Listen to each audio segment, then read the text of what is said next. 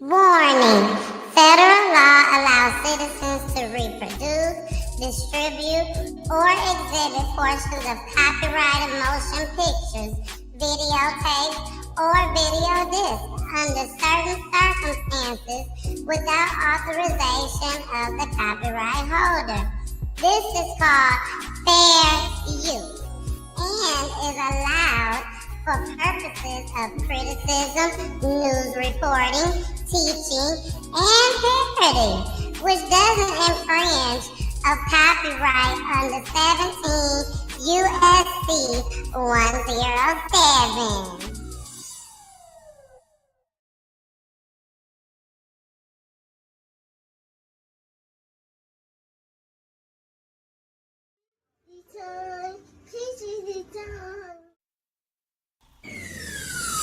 Let's talk about real life issues, love and relationships.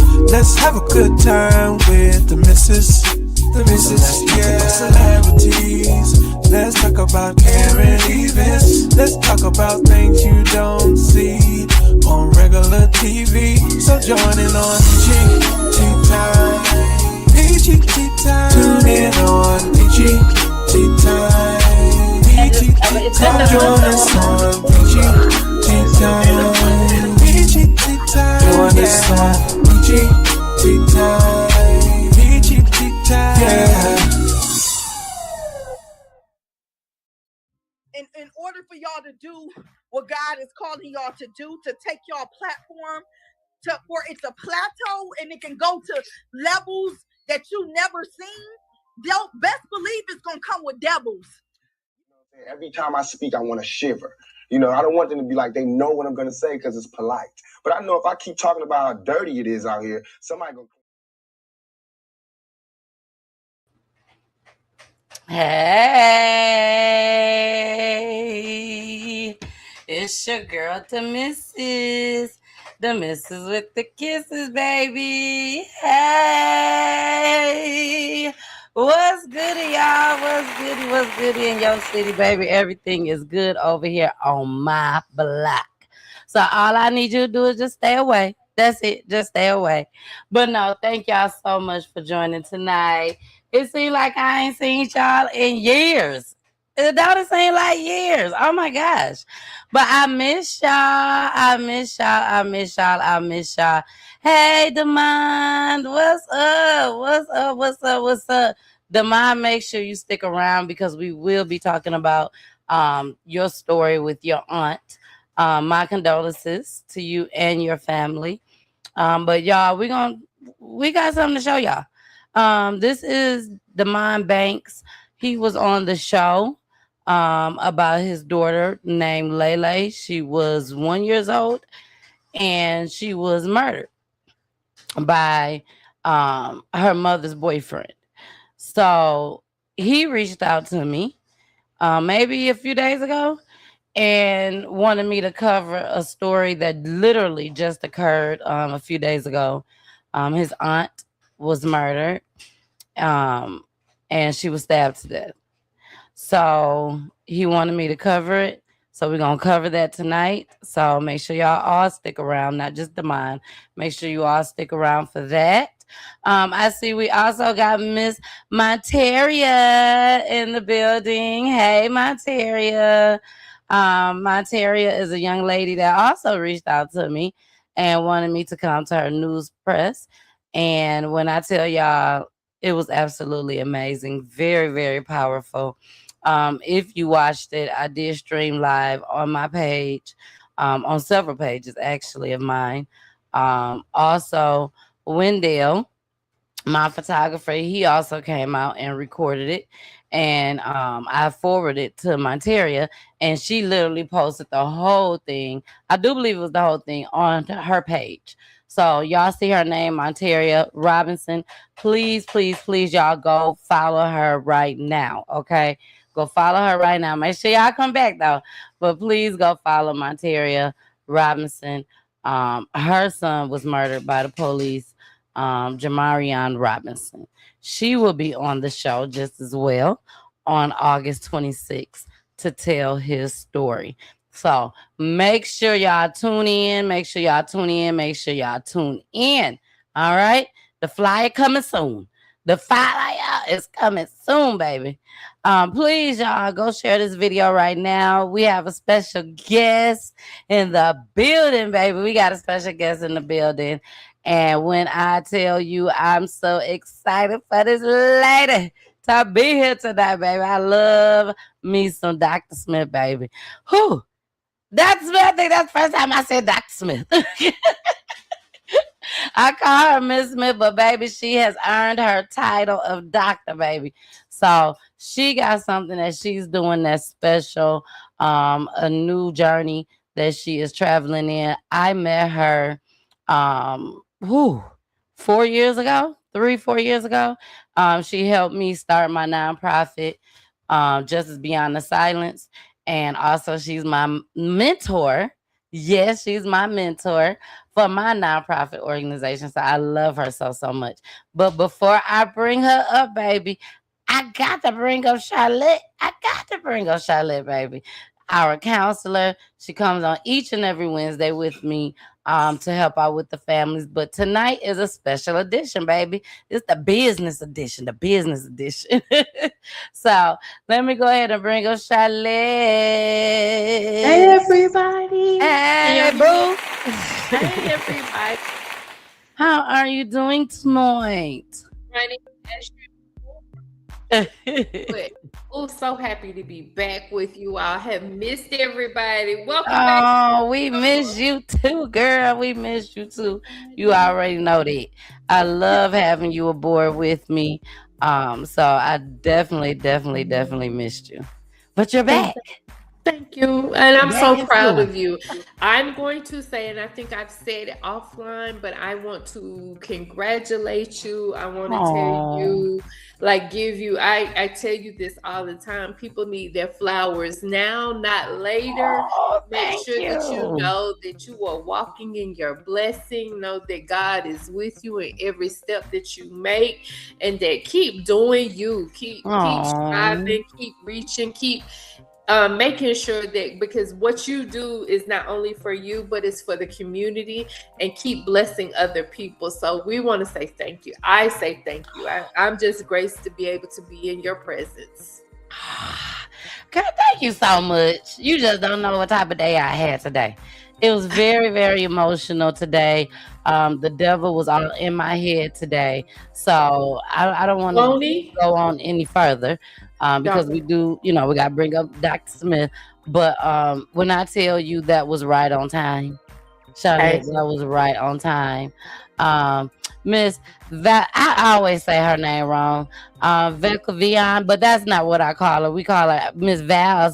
Miss Val, I'm sorry. I call her, she got all type of different names, y'all. All type of different names. But we love her so much. And she said, so proud of you, Miss Peachy. Thank you so much. I really appreciate it. I really do. She gonna come back too on the show. She was going to come back on the show. She was on here about her son that was murdered. But I know we're gonna do some things, because she is so tough in the community, baby. She is deep in it. And I just love her so much. I just have a hard time pronouncing her name. But she I know who she is, baby. She already know. But all right, y'all. We are about to look. See, I told y'all she got a different name. Pooh. That's what we gonna call her. Pooh.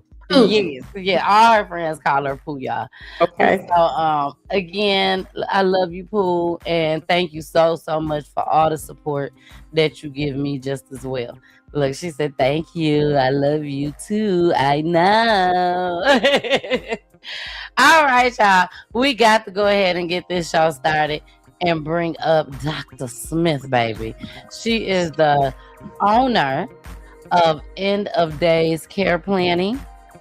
She is also a teacher at Morris Brown College.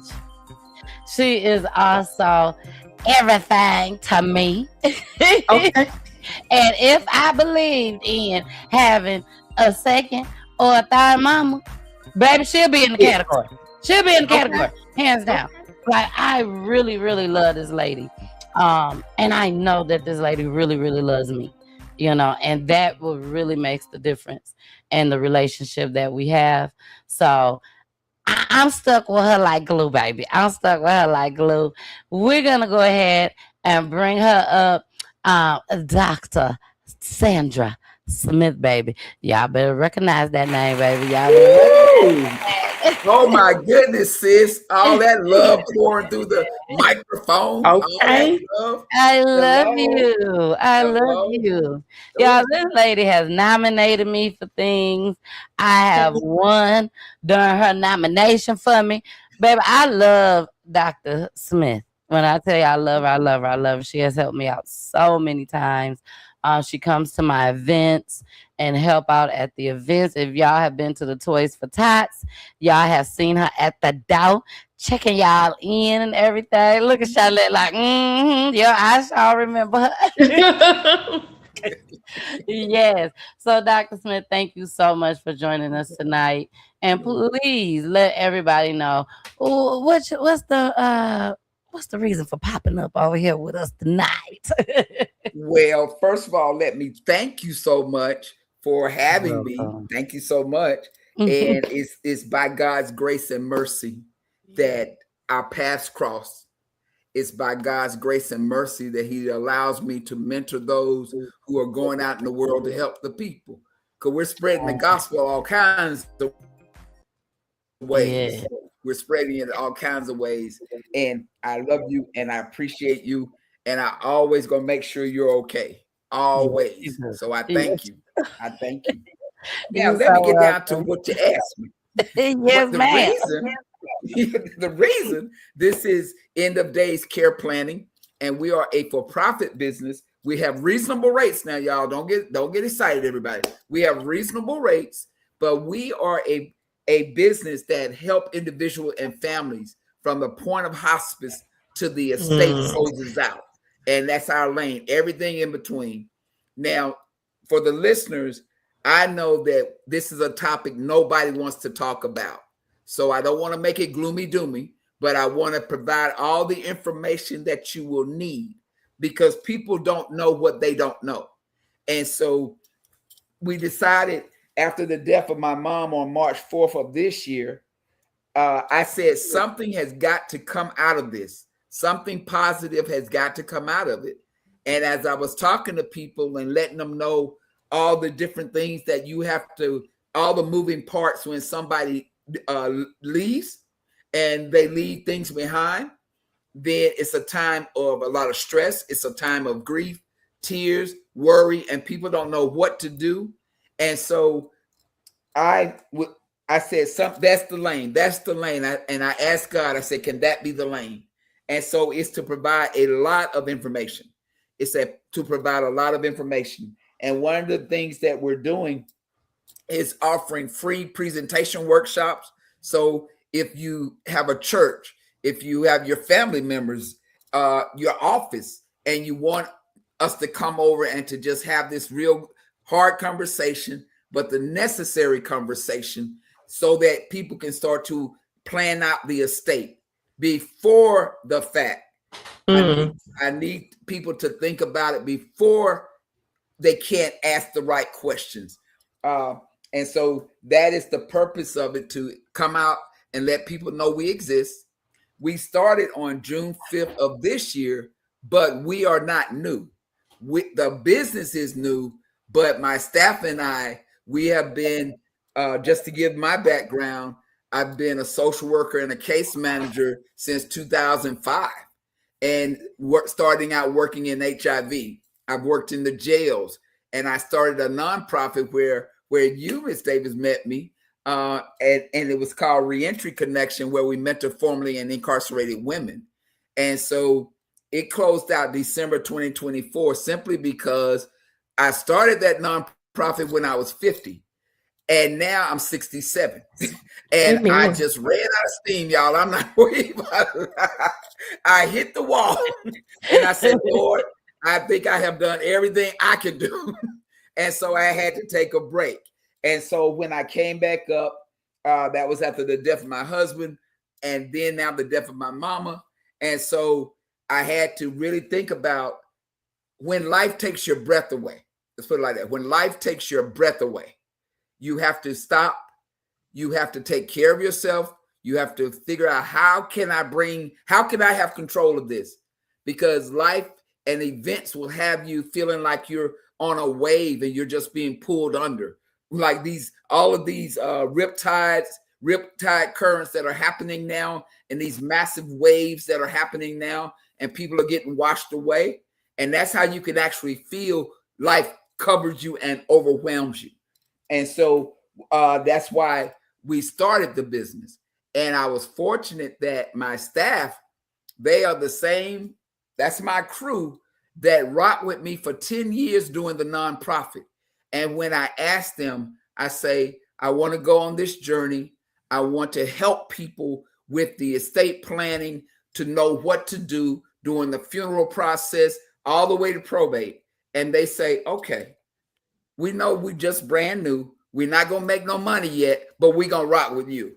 And that says a whole lot. Yes. A whole lot when people love you so much that they're willing to walk with you into the next leg of the journey. And so I'm so grateful, because I come with, we have four case managers, social workers. We've got 4 clergy, because I'm also an ordained minister.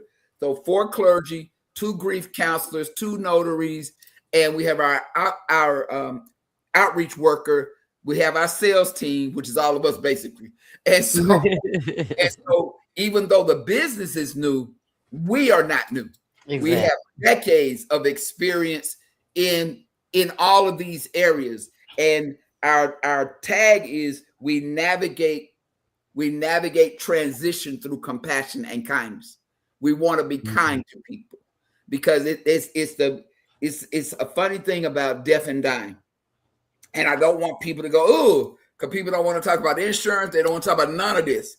But I always tell people, I say, every person I see is going to go through that experience. They're either going to die themselves, or their family going to have to pick up the pieces and try to come up with some resemblance of sanity at that moment. And so, but I also tell the staff, we're not ambulance chasers, y'all. We are not up in the ICU unit of a hospital just waiting for people to leave, and we running around chasing families with a business card. We don't do that. I know that God is faithful. And I know when I wake up and I say, Lord, guide me. What do I do now? And I know that if we get the word out and just being kind to people and helping people, because people don't know what they don't even know. And so that is the approach that we take in everything that we do. So, but everyone has all this experience that everybody comes with. Okay.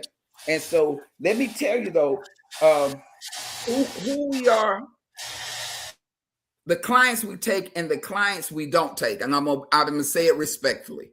So hospice, we think of a lot of elders when it comes to hospice, usually around the 60s and so forth. But people go into hospice younger than that. But our age is the person has to at least be 18. They may have actually, what's the term? Who I'm drawing a blank. When they emancipate, they may have emancipated at 17, but legally, people cannot deal with properties and things like that until they're almost 21. Okay, so anything from 18 to 21 is when you can assign properties and people can decide what they want to do with their estate. But so we definitely have to have somebody who's at least 18. We definitely have to have people who are who can make the decisions, who can actually make the decisions for their estate. We got to make sure that you know what's going on. You know what's going on. Okay. And so we have people in hospice. We have people that may not even be in hospice. They may want to do it now before anything happens to them. They may want to start planning, what are they going to do? Okay. And then you have families. The family may want to come in because maybe the person is, their cognitive skills are diminishing, or they still are a little bit coherent, but you got to figure out, what are we going to do with the estate? And so as long as the person is the authorized representative for that person, then we'll sit down and we'll work with them. Now, who we don't take, like I say, it has to be somebody. We can't take people under 18 because they have to make property and estate and legal decisions. We also have to have people that are not mentally incapacitated, and that could be anything from, you have to know what we're talking about. You have to be able to sign enrollment documents and things like that.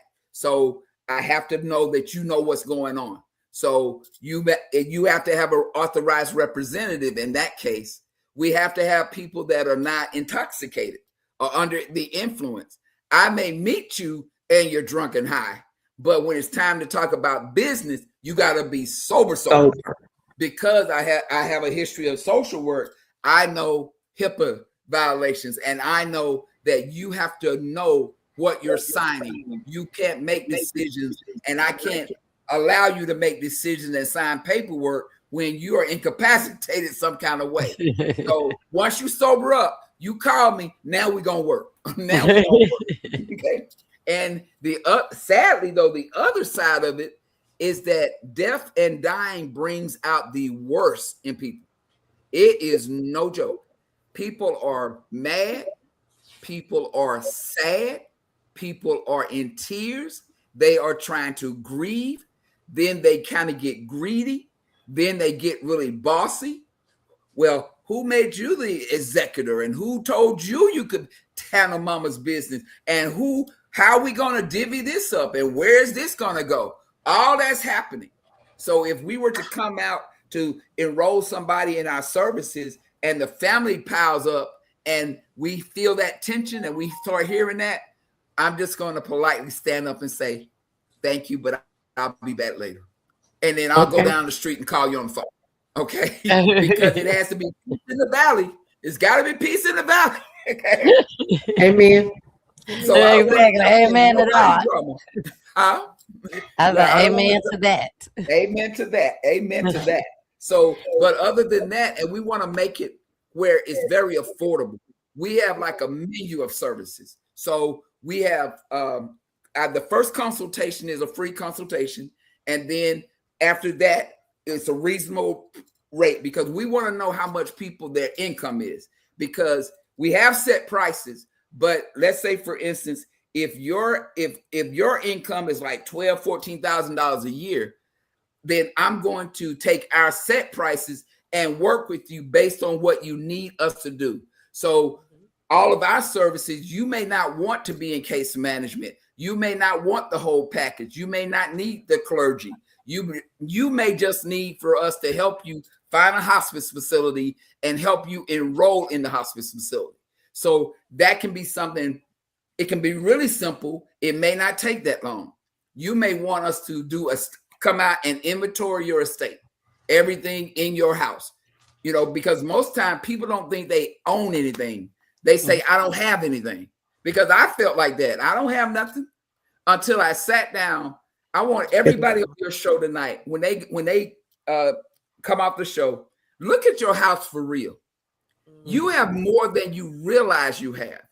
You have books, you have music, you might have instruments, you've got TVs, you've got stereos, you might have handguns, you've got antiques, you have all sorts of things that people aren't thinking about.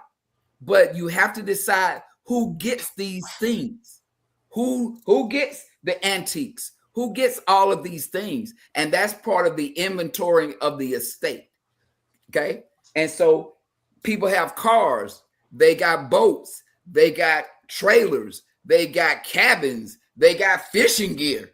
They have a lot of things. They got lawnmowers and tractors, and people aren't thinking about what they actually own, because most time people think of it in terms of like really rich people, the estate. But every last one of us has an estate. We've got art, we got all kinds of things. And so being able to make those decisions before they need to be handled is what people need to be thinking about. Okay, that's what they need to be thinking about. So people may just want us to do that. We even offer the residential clean out. So let's say someone passes and they're in a hospice facility. Well, we know that the facility may clean out their bed area, but if you need us to go get everything, then we'll go for you. If you need us to clean out the 1 bedroom or the house, that's the one service we offer where we're going to have to come out and look to see what we're up against. We need to see, what are we getting ready to work on? Is it a 1 bedroom? Is it a 5 bedroom house with a crawl space, an attic, a basement, stuff everywhere, and some storage units, and what we got going on? Because we need to know how much work and what do we need to rent one of those long dumpsters out front? You know, do you want to go into Goodwill? What do you want to give away? What do you want to be in storage? What kind of time frame do we have to do these things? And so we are offering all of those services. Funeral planning. We have all of us, those of us that are clergy. You may not know of a pastor. You may want us to do the funeral. You may want us to sit down and help you plan the funeral. You may want us to go to the funeral home with you or go to the cemetery with you. You may want us to do all of those things for you, and that we will do. So you may not even want to go and take the clothes to the funeral home in time for them to get dressed. So if you say, Miss Smith, will you take this to the funeral home? Of course we will. And so that's why I say our service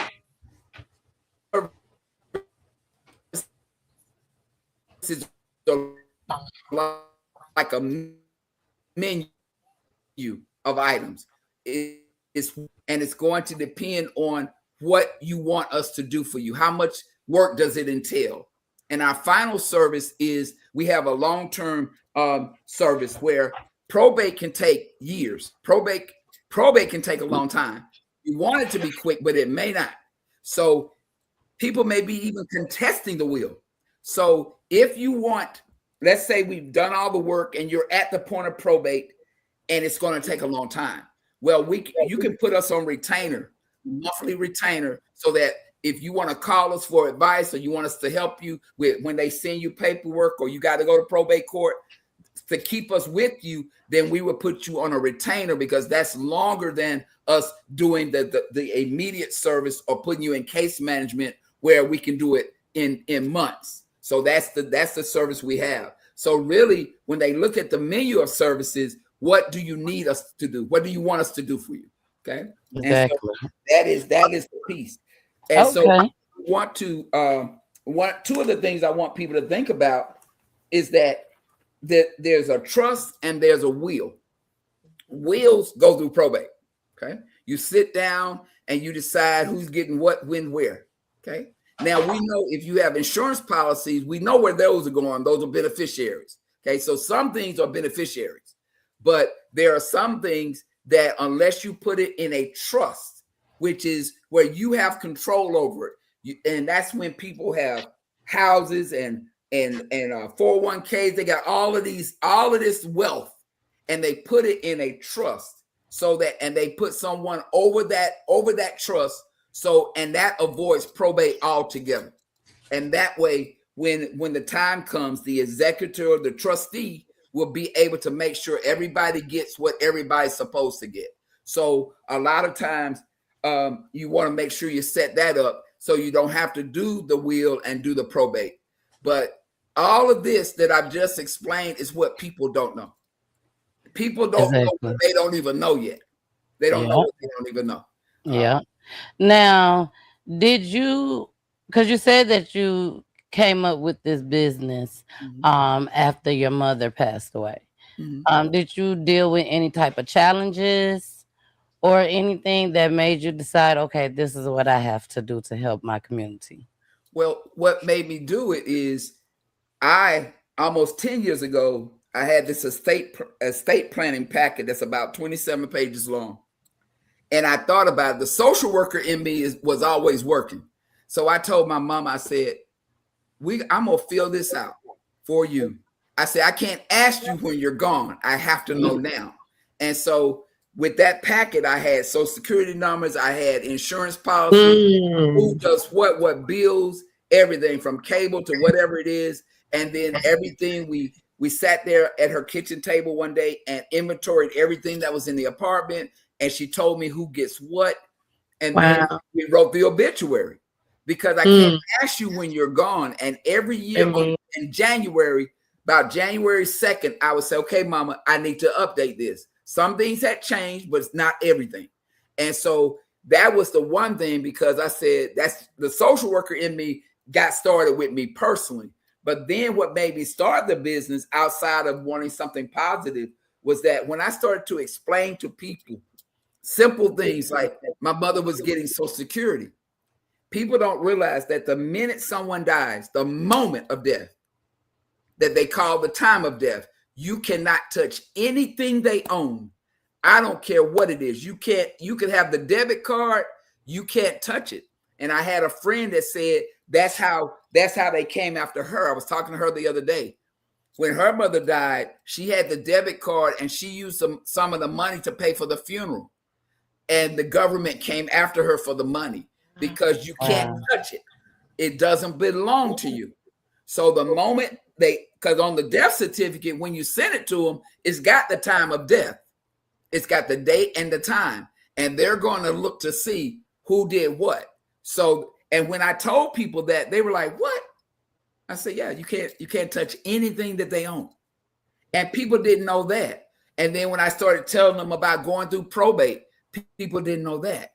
And it's like, I said, okay, because I wonder, and I talked to there's not to cut you off. So there's nothing that, or paperwork or anything that can be done to where if someone in your family passes away and all the paperwork was taken care of ahead of time, there's nothing besides probate that's next that you have to go through. That's right. That's why you set up a trust. A trust will keep you from going through probate. Okay, so you do. Okay. There is something. Yeah, you can do a trust, and that avoids probate. But if you set up the will, you're going to probate. So, so you want to make sure that happens, because probate can be expensive. It's time consuming. You can download it can take years, and you can download the form offline. Because when I went to probate, I'm waiting on one letter that makes me the executor, so I can close out simple things. And I remember going down to Fulton County Probate they have walk-in Wednesday, every Wednesday at 8:30. And I walked in, and I know that the lady was a little bit older, probably a little bit older than me. You know, I'm 6'7", I earned that. But anyway, but I sat down and I had the paperwork, but she told me, okay, you got to take this back and get them to initial here, and you got to do this and this. And I just started boohooing at the window. I was shook. And because she didn't have the compassion, she was like in robotic mode. And a coworker came over with a box of Kleenex and gave me Kleenex. But I was just boohooing, because you don't know what's going to trigger anything. And so that's why we want to make sure that we give people that one-on-one, because you don't know what's going to trigger it. But finally, when I did go back to probate and I had to take the $399 and raise my hand and fill out the paperwork, God sent me and put me in the place of someone who was very compassionate. And that way I could get through it. Even when I teared up, I could still get through it. But all of these moving parts and pieces, when people leave up out of here, it's like I used to tell my mama, I can't ask you when you're gone. I got to know now. And that way, when she did die, I sat at the kitchen table and I just flipped pages. And I said, okay, I need to call Colonial Penn. And I called them, and I had all of the policy numbers. And so I knew, and so I could verify that. Then I called somebody else. Oh, that policy canceled. Then I called somebody else. Oh, this. Then I called somebody else, a consumer cellular for the cell phone. Because just think about it. Think about your life.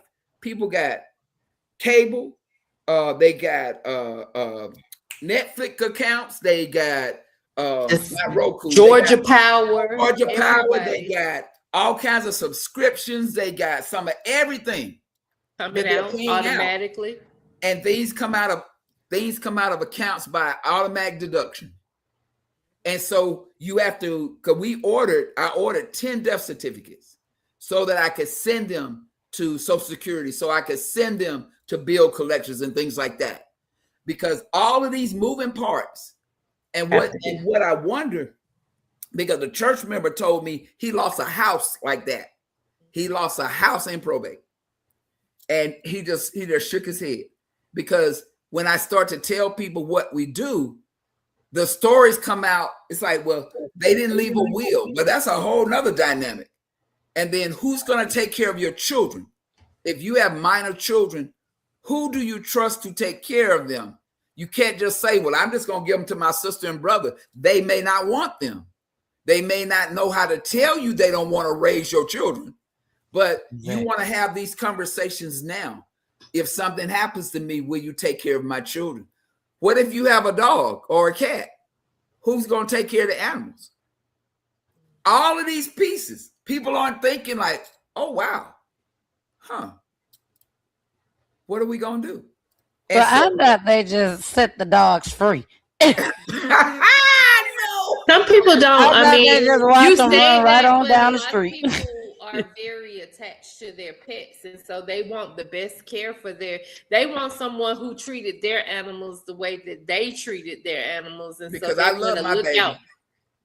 Yeah. And you can actually, if you want to leave, if you decide you want to leave money for your animal, you can put an executor over the pet money, and have the money set aside so they take care of the dog, the rest of the dog's life or the cat's life. Hopefully they do right. Hopefully the dog. Don't send it to me, y'all. I'm gonna tell you, y'all be wondering what happened to freeway. Yeah. I'm telling Jesus. I am telling Jesus. He know my heart. He know my heart. We're having this conversation. My son and I, literally, my son is 26 years old, about to be 27. And I asked him last night, like, just on random, I was like, well, what do you do if something happens to me? Because it's just he and I. And he said, I'm going to cry. I said, well, beyond you crying, what happens after you get through crying? And I was like, you don't even know how to pay bills. You don't know, I said, and I don't have it written down. Now, my granddaughter knows how to get in my phone. So she can, she know my codes because, she knows how to get in my phone and everything's automatically set up in there. I said, and I was thinking to myself, and he was like, well, we don't have those conversations. And then I got to thinking about, but I don't even know where to tell you to start to have those conversations because I'm an only child and nobody necessarily close to me has ever passed like that. My mom and my father are still alive. And so I don't even have the concept to tell you where to go, how to get it started. I don't know nothing about a funeral or planning a funeral. I don't know, there's just so much that I don't know how to share with somebody who's going to need to know, because in my situation or in my son's situation, he has my house, my daddy's house, my mama's house.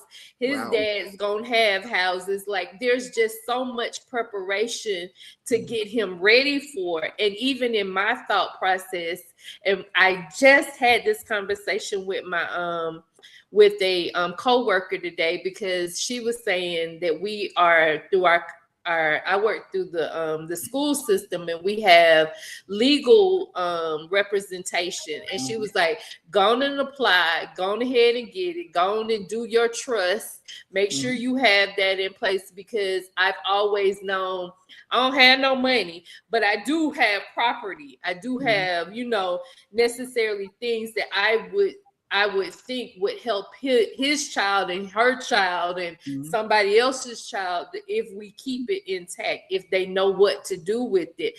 But I told him last night, I said, these are things that we need to start having conversations about. I need to at least be looking for, because I don't know what to tell you. So I need to figure out what to tell you so you'll know when that time comes, because I have no clue. It's just so much that there goes on in death. And I am a very scary person. I don't like death. I don't like talking about death. Don't be stupid. But the more you know, because you made two really good points. You said, I don't know where to start. You started with the conversation. That's where you start. And saying, okay, family, I know we don't want to talk about this, but let's talk about this. And then that's why I say everybody just sit around the house and go through your house and inventory what you have. Really think about what you have. The other thing, when you said they know how to get in my phone, people got computers. If something happens to you right now, can anybody get in the computer? People don't know passwords. I did not realize, because one of the reasons I needed the letter to be the executor is my mama has a bank account, and I didn't know to put a beneficiary on the bank accounts. Yeah. So that they can go in the accounts. And I went, wow. As much as I thought I was prepared, there was still a lot I did not know. But just starting with inventorying everything you have and really thinking about it. But I'm going to leave y'all with two things that are very funny. They're funny now. When my mama paid for her funeral, we sitting at the table. My cousin has a funeral home, and we're at the table, and we're talking about the funeral. And then they say, well, we're going to have this suit. Yep. And we're going to have that string, that jewelry. And then don't forget, you got to have new underwear. I said, why? Out the bed, out the box. I said, where is she going? Where is she going? But you have to have brand new underwear. Anything that touches the body. Touches the body. Then the other thing that I did not know, because everything was paid, my father paid for the plot, and it's a double plot. So he's buried 12 feet down, then my mother's on top of him. So we go to the cemetery, and the plaque was already paid for, but I did not know you got to pay for them to open the grave. You got to pay for them to dig. That was almost $2,200 for them to dig the hole, put the body in, and put the dirt back on. And I told the lady, I say, if you give me 3 shovels, I'll find 6 people, and I'll dig the hole. Now that's if you want to know a business, a mortuary service or having a cemetery. When I say that's money on top of money on top of money. Wow. And the other piece I want people to think about too is when my husband died, because he was cremated, I could have saved $1,800 if we had gone from the hospital to the crematorium. But because I thought we were going to have a regular funeral, they couldn't leave him out without embalming him. So if you know that the person is going to be cremated, go from wherever the point of death is straight to the crematorium, and you'll save that money for the embalming. Need to write that down.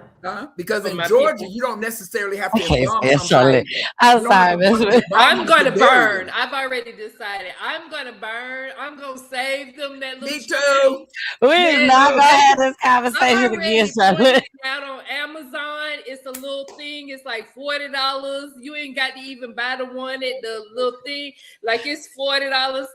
Hey, I ain't gonna know. It don't even matter to me. So we've already had this discussion. Yeah, I'm gonna burn. I used to tell them, I said, take me out back and put some lighter fluid and strike a match. I'm done. I'm gone. The spirit is with the Lord. Y'all can have the box. Amen. Okay? Yes, the spirit is definitely with the Lord. Definitely. I agree. There's just so much. When we were talking about possibly doing a funeral, when I asked about the program, that was going to be another $400 for the program. And what I did was we had a memorial at the house and the repast at the house, and I had chairs out front. It was a beautiful day. One of my friends, Reverend Stinson, I told him, I said, bro, bring us outside at 2:00. Tell us why we're here. Pray us in. Ask anybody if they got anything to say. Pray us out. And so what I did was I wrote the obituary, called relatives and say, how you related? And then once I typed it out and put the picture on it, I had it printed on eggshell paper, eggshell color. And then I rolled it and put ribbons on it, and I put it in a basket. And I put my little card table. So when you walked in, you saw the picture on the card table. I had a composition book, and I had it on the table. And you could have the obituary like that. And I saved $400 because everybody don't have all this money, because I want people to start to think about it and plan, because we always talk about GoFundMe because we can't bury nobody. And all that, And having the policeman meet you at the house and all of that extra money and going in a line and processionals, you don't need all of that. You dead. You know, I don't know what happened to them. They just fell down on their own. I don't know. But yeah, I'm telling y'all now, ain't nothing changed with me. I want dubs. The newest flowers that's on the streets right now. I want all of it. I want it all. Don't worry about saving money on me. I want y'all to spend every single dime. Okay?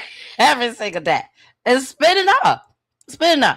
You know, I have some had in the pocket for the kids and for Poolie. But, baby, spend the whole check. Spend it. Spend with you. She say spend the whole You're check. not gonna know. Oh my goodness. You're not even Spend that. Spend that, baby. Spend it. She ain't gonna know. She ain't gonna know. don't know. Oh my God. Oh my You're goodness. not Tiffany, gonna know. Tiffany, they better ask somebody, Sit Tiffany. down so she done had a private moment, man. I don't know how y'all got down there at the bottom. I don't know what happened. You know? Yeah, y'all are back in live action, but I'm telling y'all, spend all of it on me. But it is a serious conversation, especially in our community, that we don't have these discussions. And I haven't had the experience. My grandmother passed. I do know just in conversations what, and I'm gonna put it out there like I put it out there. Even with funeral homes, they gonna ask you how much your policy is, because baby, they gonna use it up. They that's the first thing they gonna say. Oh, your policy, we're just gonna write it over to us, and they gonna take it for what is. They gonna ride it out. And if you pay for it ahead of time, because my mother paid for the funeral, so the policies went to us directly. So if you can, because you don't have to spend a lot of money, you pay cash. But the more you know, and the more you say, okay, I want this and I don't want that. I want this. So because you are the customer, they expect you to be grieving. They expect you to just want. But you can't make a decision to save your life. Because you're in the midst of your grief. But I'm very coherent. Don't try to milk me for everything I'm worth. Please don't do that. So, and that's what they will do, you know. And we, I have this thing, and lately, if you've paid attention, even on social media, and I think it's a Florida thing. My mother's from Fort Lauderdale, where they got the hearses where you had the big viewing thing, and you see the people laid up in their coffins, and they ride through the neighborhood. Yes, get that for me, baby. Excuse no, ma'am, Miss Ma'am. Excuse the language, but that shit expensive. I want horses and all. You know what? The cost, you might as well go ahead and buy your own horse right now and care for it from a pony to, because what they gonna charge you for your children is ridiculous. That's right. So they're in it to make money. And if you don't protect your family, who's going to protect them? That's right. And so we've got to start being smarter about how we make decisions.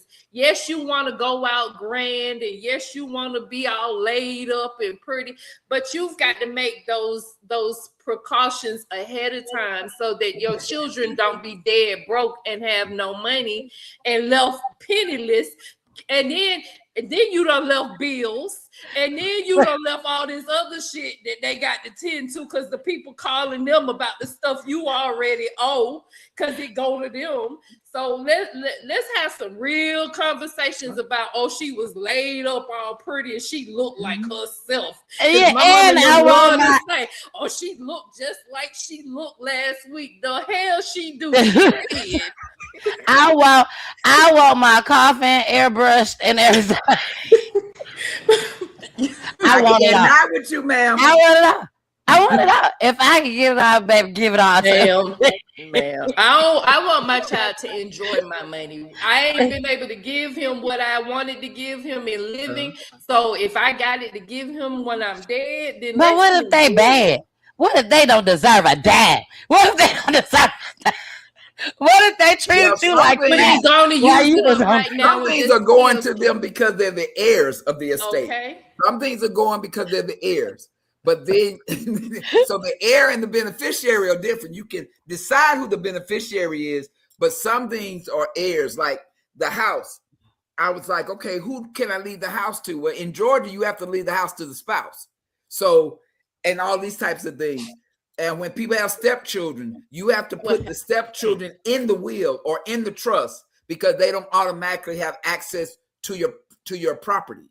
So and the older you get, I've heard of people who have businesses and like they get remarried after, a spouse has died and you've created this whole life with somebody else and you have children from your previous marriage.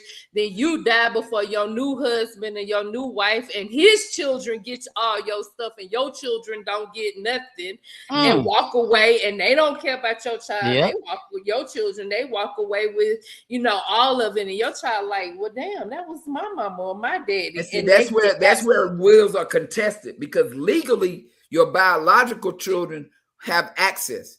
Stepchildren are not supposed to have the access. You have to make them beneficiaries. So that's where people go in and say, no, we got to contest the will. And it's not necessarily that they're being greedy, but it's like you're saying, it's like, wait a minute. But if you have it already written out, you don't have to pay for the extra lawyers. You don't have to spend time in court. You don't have to do all that other stuff that's necessary. So and we definitely want to put stuff in a trust. We want to probate, and I say this to people now because of COVID, probate is still behind 7-8 years. So you can die right now, and it might be 10 years from now before you even go before a probate judge. Right. So you can't even get the money out the bank. Let me ask this last They won't let you touch it if your name's not on it. Oh no, that's why I'm waiting on my letter. I can't do nothing. They won't let you touch it. If you're not a beneficiary on an account, you can't touch it. You can't okay. So, but as long as you're a beneficiary or if your name is on the account with that person, that's fine.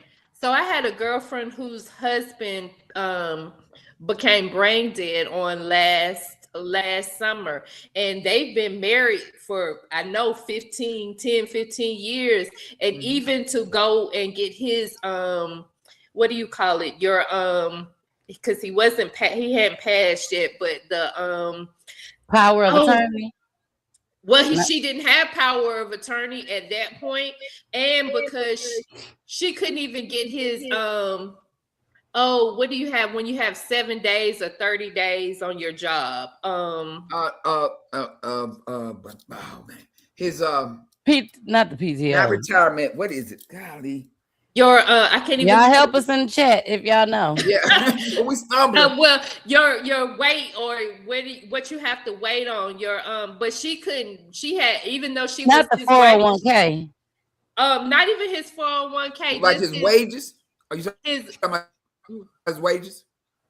Well, even with his wages, like they wouldn't recognize her until she went, because her name, even being married, she had to have power the letter of attorney. Authorization.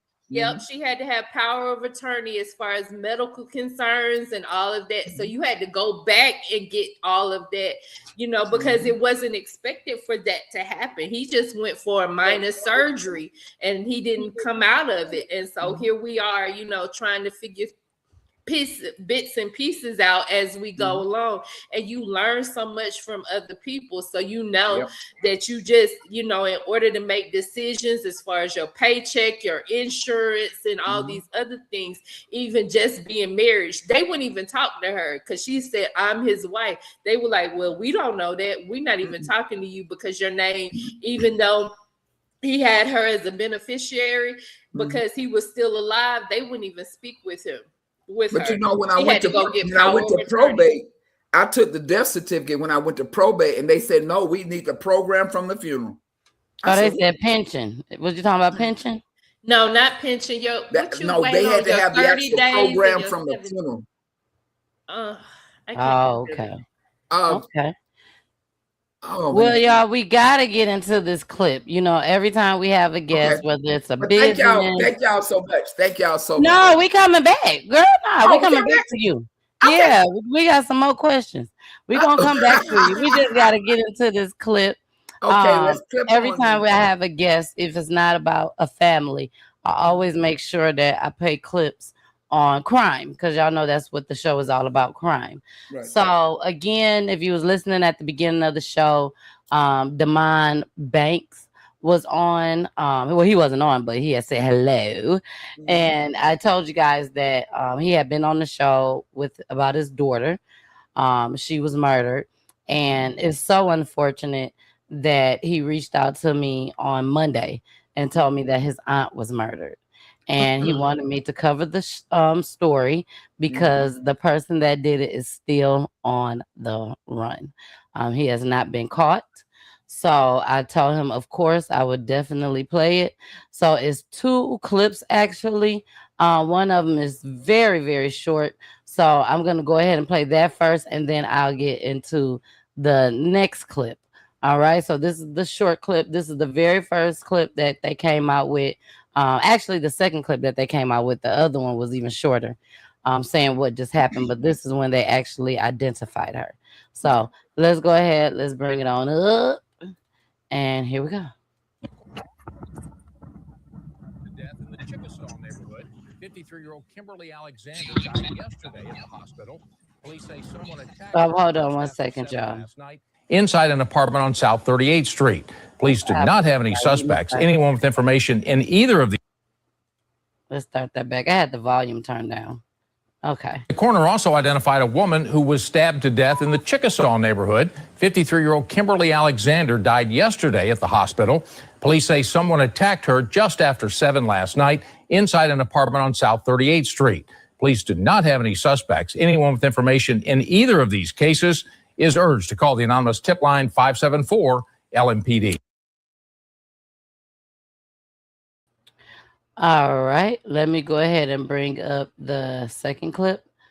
Give me 1 second. Here it is right here.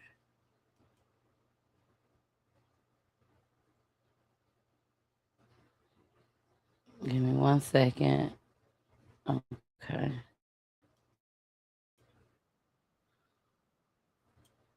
Okay, so this is her daughter, you guys, that I'm finna show you.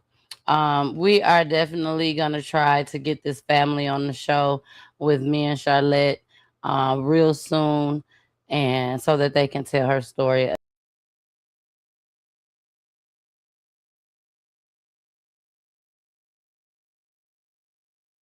Pulling up and her not coming out that door, it's devastating. Not getting a call in the morning, not getting a text. It's a silence Rayshonda Stewart is still learning to live with after her mother, Kimberly Alexander, was stabbed Thursday at her home on South 38th Street and later died at the hospital. She got stabbed a total of 4 times, and the fatal stab was in her heart. But for this family, my mama was brutally took it from us. The deepest wound may be what they say happened before the attack. She told me he was trying to kill her. A warning they now can't forget. Stewart says that on July 31st, her mother told her that if anything happened to her, a man who was her friend would be responsible. The family says witness descriptions from the scene have only strengthened that belief. As police continue their investigation, Alexander's family has a message for the person they believe took her from them. That we know it's you. You committed a crime. Be man enough to stand up and turn yourself in. Pulling up. All right, y'all.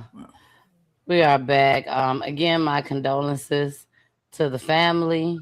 Let me bring everybody else back up. My condolences to the family. Damon, you know, you guys are dear to my heart. This is just devastating. Devastating. I really hope and pray that this man turned himself in. She knew it was you. She knew you was going to do this to her. She warned her kids. She warned her family. And he needs to turn himself in before the police get him or before the streets get him. And I'm gonna leave it at that. Anything y'all want to say to this with the story? I'm agreeing with you that our condolences, our prayers are with the family, because it's hard enough when you lose a parent. I've done several funerals and helped facilitate funerals at my church. And it wasn't until my own mama died that I got it, that I really got it. Because it's something about it. It cuts to the core. It makes you feel like you're an orphan, especially if you don't have a daddy, it makes you feel like you're an orphan, and it just stops you in your tracks. And that's when they have, they've gone and they were sick or something. But when they're a victim of crime, it sends you out of control. And so we have to make sure that we get the help we need. I tell people, cry if you got to, scream if you need to, and don't try to just suppress everything, because you'll be going along fine and be in the car and they might smell their mother's perfume. They might see her favorite color and tears just running down the face. So the fact that they know who it is, make sure that I know the streets might deal with it, but don't y'all deal with it if you can hold off, because the Lord says vengeance is his. I promise you he got it. I promise you, if you trust God on this one, he got it. He can deal with it in ways that we could never. But I know when people are in pain, they just want to grab folks by the collar, put them on the back of a truck and drag them around the street a while. But if we can hold on, because that God says, let me deal with it, because then God got to deal with the fact that we dealt with it. So I just pray they can hold on and let the wheel of justice turn, because at the end of the day, that person is not going to get away with that. They got to look over their shoulder. They got to, and I don't know if they can even sleep at night, knowing that they did this and knowing that people know you did this. So we're just going to lift them up in prayer, and we're just going to, because the Lord says, blessed are they that grieve, they will be comforted. So we're just going to stay with them in prayer, and, and just help them to hold on, and that's the one reason, the next purpose of coming on your show, for even to let people know that we can offer our services, even in the midst of this storm. If you need us, we can come and help you. We can do what I call pro bono. When your loved one is gone because of crime, we can come in and and we can help you however you want. And we can do that. We can offer those free services when your loved one is a victim of crime. So if you need us to help plan the funeral, if you need us, whatever you need, no questions asked, you can just call us and we're coming, and we will help you however we can help you. So now, I'm sure a lot of people that's watching would love to know this about your business, because here at Peachy Tea Time, we do have viewers everywhere, not just here in Georgia. And Dr. Sandra Smith is a resident of Georgia. So do you help families everywhere, or is this only for Georgia? I don't care if you're on top of the moon in the space stations up there. All right now. Hey, if you can text, they coming. If you can get on the computer, I don't care where it is. And so once you tell me where you are, then I can start to find resources in the state that you're in, because we have listings of lawyers, funeral homes, cemeteries, estate attorneys, probate attorneys, hospice facilities, nursing homes, churches. And so we just need to know, where are you calling from, so we can find the resources where you are, so that we can find out what do you need. So that's all we need to know. If you're in Dallas, Texas, just tell us, so we can start looking around Texas and find out what do you need. So yeah. Right. And also, I don't know if people know it, but have you ever heard of a pauper's funeral? No. A pauper is somebody when people die and they don't have anything. They don't have no family. They don't have anything. Put 'em in I've a- done one of those when I was a social worker. I did it for my client, and I loved him. That man loved me. He would call me for Mother's Day, birthdays, Valentine's. But when he died, every county, I know in Georgia, they have contracts with funeral homes. And so if somebody dies and they don't have nobody, nothing and nobody, then they contract out the count. You contact the Department of Family and Children's Services in Georgia, and you let them know that you need this funeral. And what they do is they have contracts with various funeral homes, and the funeral home will go pick up the body and will have stage it in the funeral home. You can visit for 2 hours, and then every Tuesday and Thursday they have a cemetery. I want to say it's in Peachtree City or Fairburn. I forget because it's been a while. And what they do is they give you 10 minutes to do a service. They give you 10 minutes. And on that day, however many people they've got to bury, you'll see a whole line of hearses coming out, and they start at 9 in the morning, and then they'll put the body over near the little platform, and you got 10 minutes to say everything you're gonna say. And then after that, they put them in the gravesite, and then until they finish all of the funerals. And it's a nice cemetery. It's really nice, but that's for people that don't have anything. And it was so surreal because it was just me, his cousin, and 2 witnesses, one from the cemetery and one from the funeral home.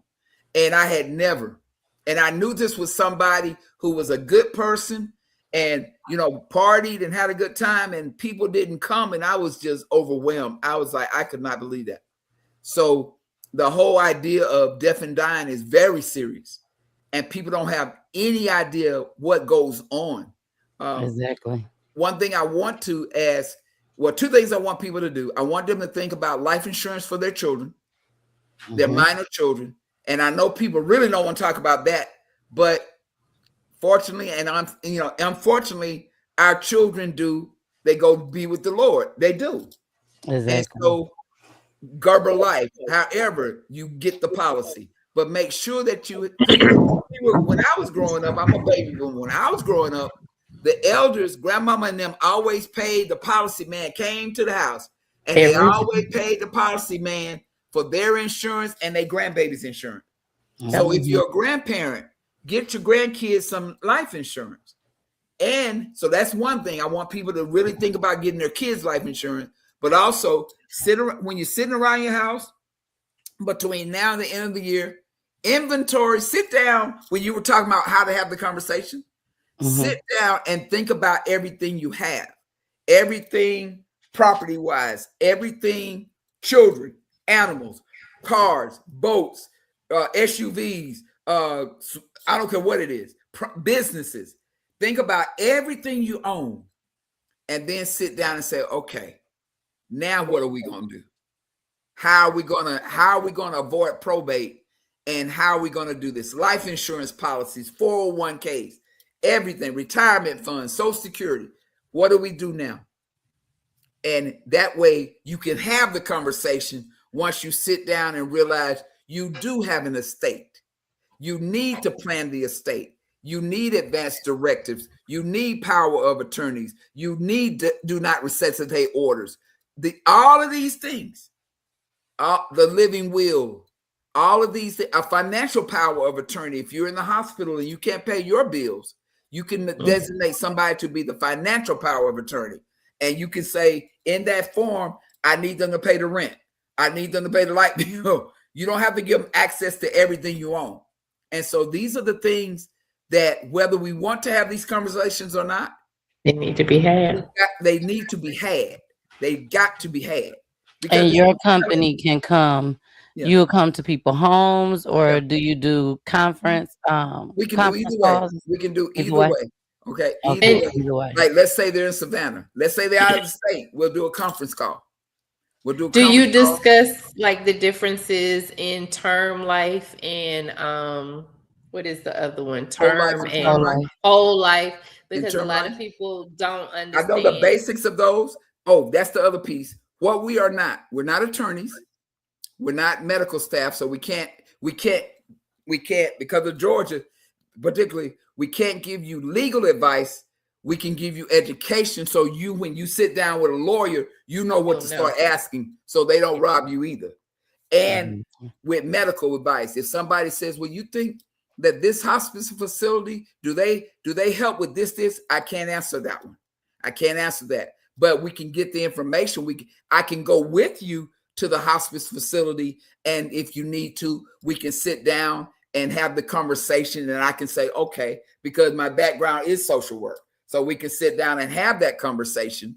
We can, we have insurance agents. We can have someone that can come and talk to you about the term life and the whole life. Because I didn't realize the older you get, the higher insurance gets. Yeah. And I'm thinking because we almost on our way out, the price gonna go down. Exactly. But it doesn't. It goes up.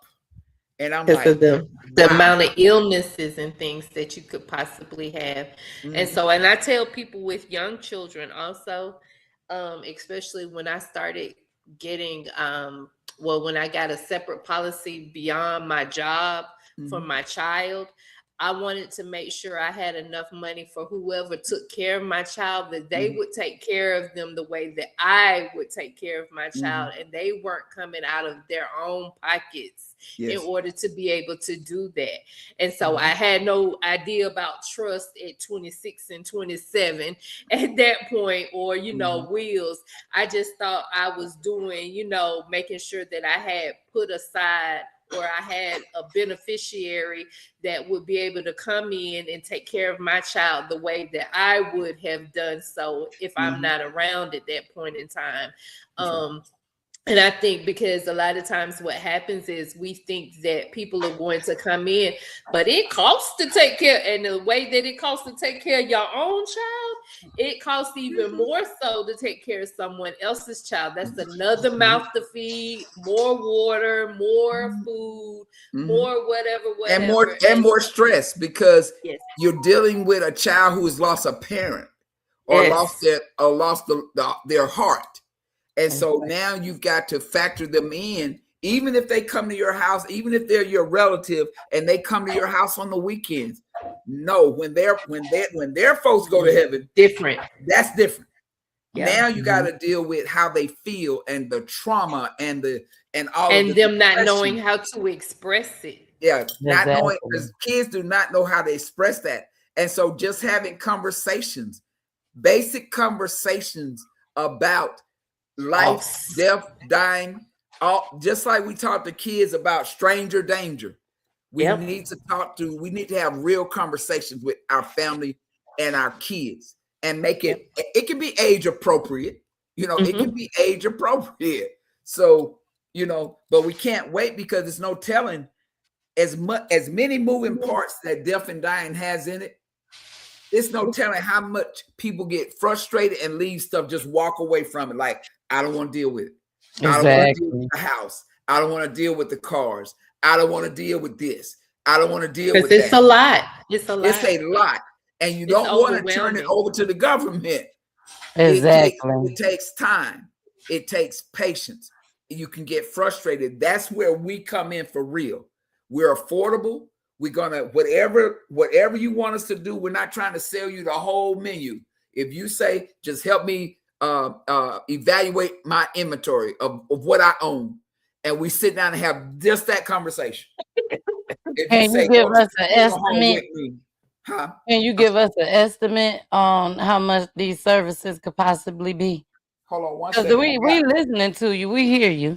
And then when the workshops are as well, because a lot of times you have to schedule it. When do you want us to come to you? Because these workshops is when do you want us to come to you? Exactly. When do you want me to come? So I might have to have you come over to my mom and them. Me and my daddy sat down and we talked about a lot of different things. He gave me a lot of paperwork, all that type of stuff, but it sounds like it's stuff that's missing. It's overwhelming. And so what she was saying, even when that she did with her mom, she had a worksheet that went through all of the things. Like my father has sat down with me and said, okay, this is where my this is, and I got money over here. But that's a lot when you're in the midst of grieving to be able to come up with. And a lot of times, like you have a time period, because these banks and stuff will take your money and go on about their business and act like you don't exist if you don't get to them in a timely manner. And they'll act like, oh, well, that was 3 years ago. You just now coming around. Exactly. Because, and then when people try to have the conversation like your dad did, kids don't want to hear it. No, daddy, I don't want to talk about that. Don't talk about dying. No, I don't want to talk about that. But no, we got to really talk about it. You got to document it and really think about it. And because that will eliminate or reduce the amount of stress. The more organized you are, the more the stress will diminish. Okay. So I'll just run down like the consultation. The first consultation is free. That's a basic conversation. And then if we're doing consults weekly, it might be $50 a week, depending. And that in that case, you can call me all day long. I don't care. You know, you can say, I just need to talk to you, because I know the initial conversation, you're in tears and you're hurt. So the minister got to kick in first. Okay. And then we go from there. Okay. And then the referral services, we have guided referrals. Okay. And that can be $125 a month, because that depends on if, let's say you need hospice, you need a list of funeral homes, and you're going through them by the ton.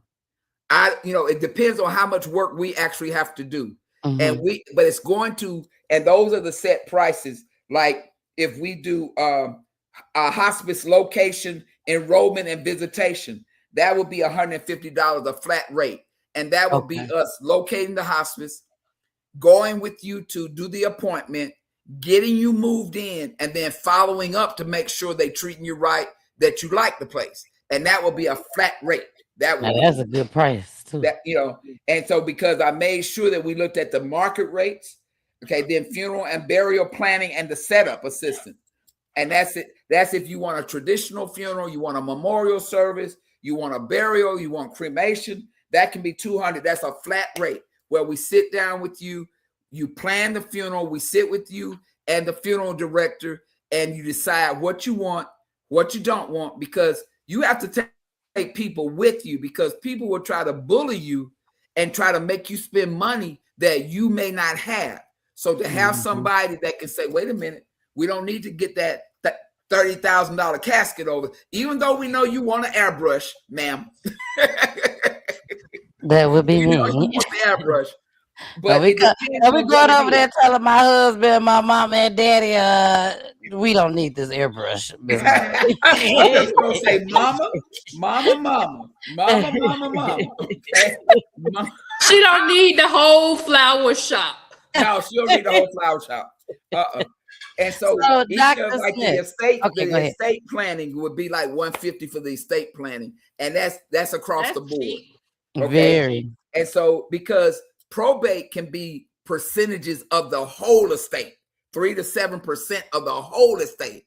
But I don't care if you the little old lady that lives in a 1-bedroom and you only make $12,000 a year, or if Tyler Perry walked up.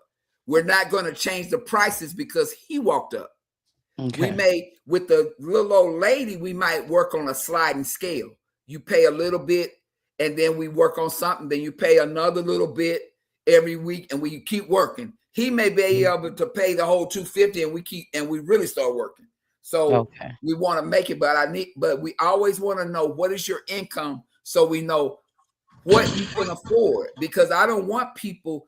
It's like when people live above their means, I don't want you to look at the prices and say, okay, I think somebody told me today that SSI is like 9 something. And if all you have is 9 something, you can't chase no $600 and $700. I need to know what it is. So I can say, okay, let's see what you really need. Don't get overwhelmed by the whole list. What do you need me to do for you? And that way we can price it accordingly. But so you have the set prices, but we're going to work with people however we can work with them, because we're not in the business to make money. We're in the business to carry on the mission of Christ. We're in the business to help people. Look at God. Look at God. Now, my last question for tonight, because we are coming to the end of the show. If someone calls you and say, hey, the person or myself, we have not passed away yet, but I want to go ahead and get started with everything. So they contact you, you come out, you help them all the way to the T. Like you're finally done. It took a while, or it was quick, whatever. You're finally done. They're all set and ready to go. But like you said, when the time comes, they're a basket case. They're crying, they're hurt. At that time, can they call you guys to come back out and help them with the rest of the process? Yes. Because we're going to walk that walk with you. We're going to walk that journey with you. That's why it's end of days care planning. We're going to walk with you. Okay.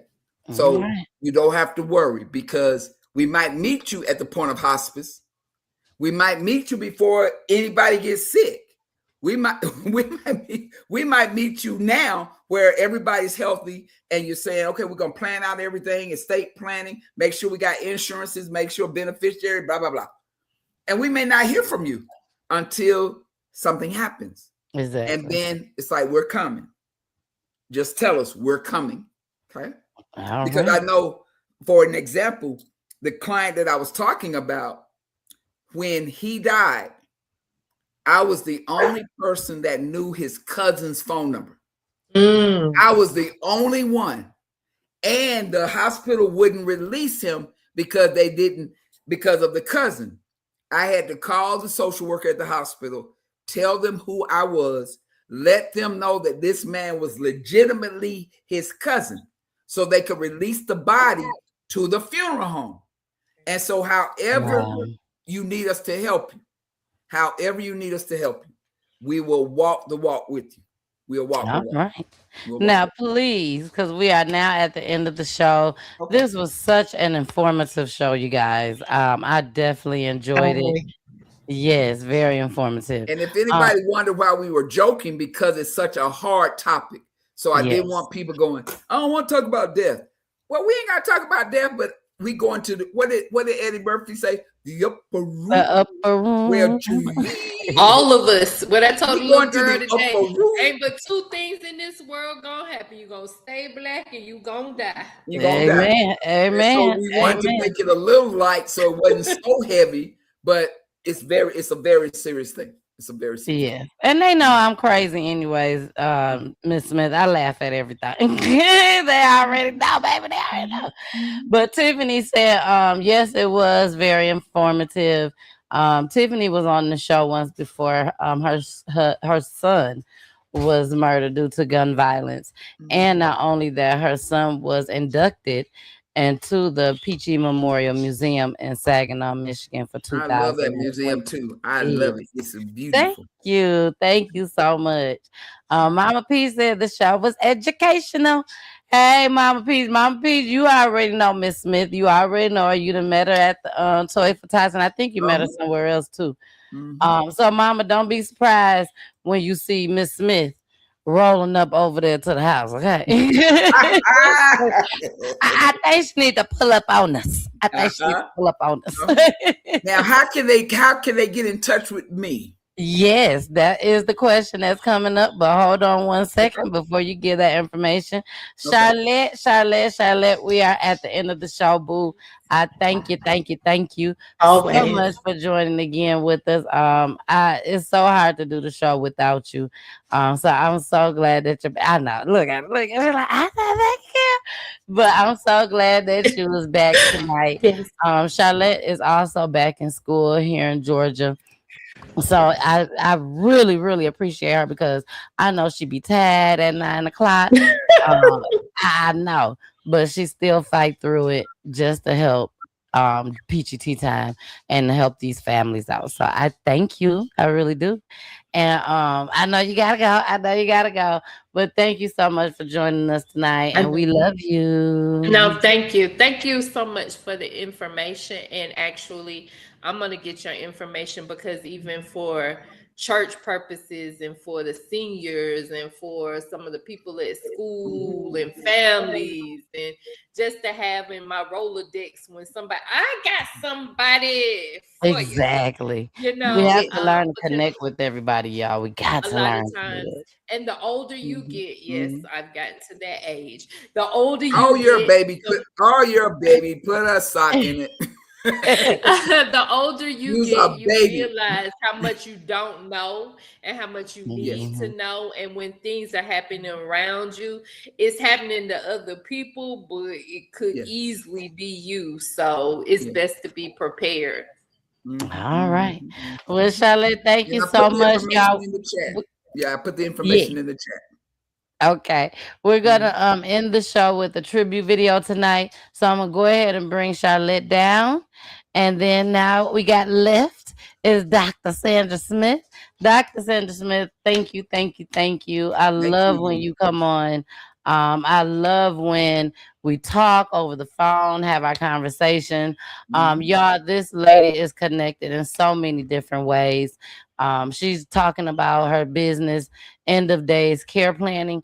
But when I tell you, God bless me by having her in my life, she's so smart. Oh my gosh, she's so smart, and she just knows so much and can um, connect you with so many different people just as well. Again, like she said, if she don't know the answer, baby, you best believe she gonna go get it. Okay, she I got gonna go some get it, easy. and she don't mind helping. That's the blessing that comes with her. She don't mind doing it. She wants to do it. You see what I'm saying? She's not looking at it as in, oh, I'm finna blow up with this. I'm finna get money. All this stuff. Her graciousness, her wanting to help, that takes over everything with her. So, Miss Smith, I love you. I thank you so much for coming on. I always let my guests in the show. So, baby, you get to end the show tonight. You're gonna put you're gonna put your church finger up, baby, when you are done. And look, Tiffany said thank you. But you're gonna put your church finger up when you're done. And after that, that's when I'm gonna go into the tribute video. If you can, I would love it if you could stick around just for like a couple minutes after I end the broadcast. If you can't, I understand. Okay. So I'm gonna come down. You're gonna put that church finger up. And But what what I'm I supposed want to do you now? to What do, you want me to do now? I've been telling you, girl. I've been Okay, telling go you. ahead. Tell me what's up. What I want you to do is let everybody out there know, of course, where they can reach you, how they can find you out here on social media. Again, you guys, if you don't know, even after she tell you and you still can't find it, you always know you can contact me and I can definitely give you her information. Okay. But what I want you to end the show with is talk to everybody briefly on how hard it is. Like, I know they just saw the show and everything. We got some people that just came in, but let them know how hard this is to have to deal with this on their own and the importance of you all coming in and making this so much easier for them. Okay? All right. And once you put that church finger up, baby, we're going to go ahead and end the show with a tribute video. One of my favorite tribute videos, may I add. You all know that I make all the tribute videos on my own. And this one right here has always been dear to my heart. Miss Charity, when she was murdered. I don't know what it was about this video. I mean, about her her family coming on to the show. Everything. I had never met them a day in my life, but the story really touched me. So if y'all please, if you want to go watch the video of the family that came on, you could reach out to me. I could send you the link, or you could just go onto my YouTube page and type in Charity, just like it's sound, CHARITY, Charity on Peachy Tea Time. And I assure you, it will be a story that you will never ever forget. All right, Dr. Smith, It's your turn to shine, girl. Here you go. Don't forget that church. Thank you, everybody. Thank you, sis, so much for this opportunity. Again, my name is Dr. Sandra Smith, and I am the owner of End of Days Care Planning. I have a wonderful team that's been rocking with me a really long time. You can reach us at 404-585-1480 or 678-471-9625. It's in the chat. And the email is endofdayscareplanning@gmail.com. We have a Facebook page for End of Days. So, and we're trying to get 100 people to follow the page so that we can start to go live. And we have an Instagram page. So I want you can find us. And for all of the listeners and all of the families that find the support, that they get the support from Peachy Tea Time, just know we are here for you as well. If you need us, we will come. We will come. And so, because we know this is these can be sad times, these can be hurtful times. And I want to close out in prayer. Okay? Heavenly Father, in the mighty name of Jesus, I lift up this platform to the altar of our God. Thank you, Lord, for Miss Davis and her coming up with this vision, for you giving her the vision so that she could take care of the family members of those who are taken out of the earth against their will. Dear Lord, however we can help them, because you said, blessed are they that grieve, they will be comforted. Dear Lord, give us the strength. Let us not grow weary in well-doing. Give us the resources, give us the information, give us the education so that we can feed your sheep. You told Peter to feed your sheep. You said, Peter, do you love me? Feed my sheep. You asked Peter 3 times, Peter, do you love me? Feed my sheep. And we love you, Lord. And we love the people that you have put us to take care of. Lord, this is our prayer, that we make you proud every day. That we make you proud, Lord Jesus, every day. And in the mighty name of Jesus, we do pray. Amen, dear Lord. Amen. Thank you. One thing that I always tend to do, like when I'm someplace and I'm somewhere, anywhere, no matter where, mostly the malls or places out to eat, and I see a man out with his daughter, it fucks with me. Because I remember those daddy-daughter dates. And I remember us laughing, coming up out of there. I remember that. And it fucked with me so bad. And I be wanting to tell that man, take all the pictures in the world. Take videos of leaving out, going in, sitting down. Because you never fucking know.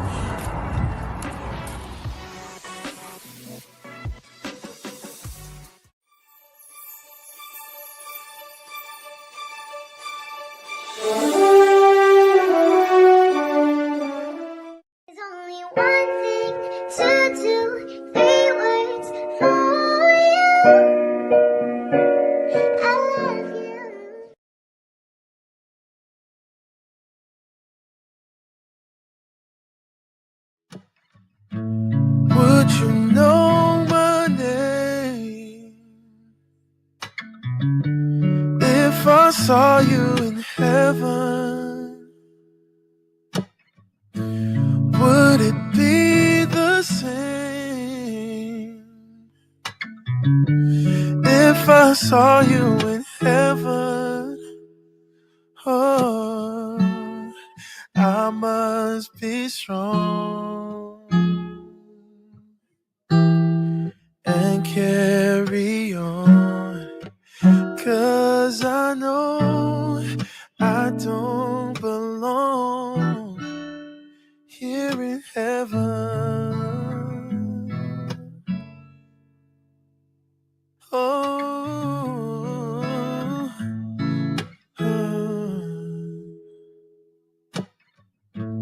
Would you hold my hand if I saw you in heaven? Where the fuck Crush you make that face? Would you fucked up the help video. me stand? You got a boo-boo? If I saw you in heaven, oh, I'll find my way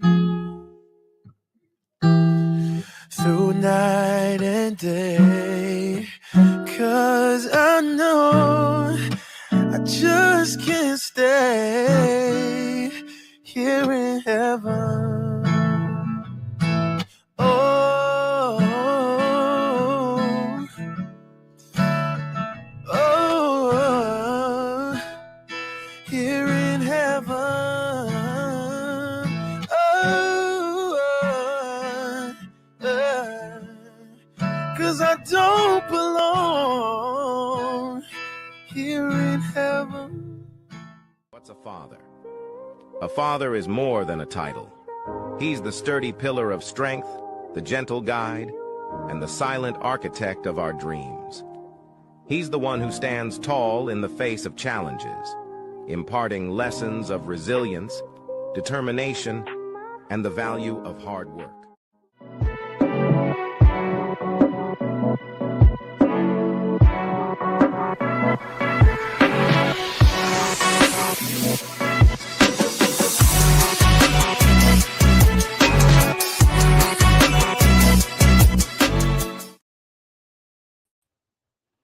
Hey, you guys, I had to come back. I want you guys to really go and check out that show. I have a lot of new viewers since I aired that show with her dad, Charity Johnson. Charity Johnson on Peachy Tyme. Go to YouTube, check it out. This young lady went to a fight, went to somebody's house to fight. Her auntie took her, and unfortunately, she didn't make it back home. So y'all go check it out. Love you guys. Bye.